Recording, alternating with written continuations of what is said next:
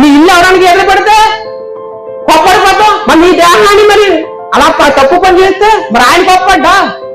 నీ బండి కొనుక్కున్న కొత్త బండి ఎవరైనా వచ్చి గేటు పెడితే కొత్త బట్టలు వేసుకుని ఎవరైనా ముడికంటిచ్చేస్తే మరి నీ దేహాన్ని మరి దేవుని ఆలయం అందరం తిరిగిన తర్వాత నీ దేహాన్ని ఎందుకు పాలు చేస్తున్నావు? నీకు ఏ అధికారం ఉంది? నువ్వేం నిర్మించుకున్నావా?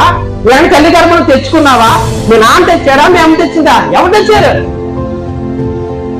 ఇదండి దేవుని ఆలయం. ఈ దేవుని ఆలయం చాలా మంది పాడు చేసుకున్నారు. దీంట్లోంచి మంచి మాటలు రావడం, మంచి బూతులు వస్తున్నాయి. నీ నోటలు సత్యించబడుతున్న సత్య సాపోసన వస్తున్నాయి. ఎందుకు నీ కళ్ళు వేరే దాన్ని చూస్తాయి, నీ కాళ్ళు వేరే దగ్గర ఏదో నీ చేతులు ఎందుకు చేస్తున్నాయి? నీ దేహం అంతా పాడైపోయింది.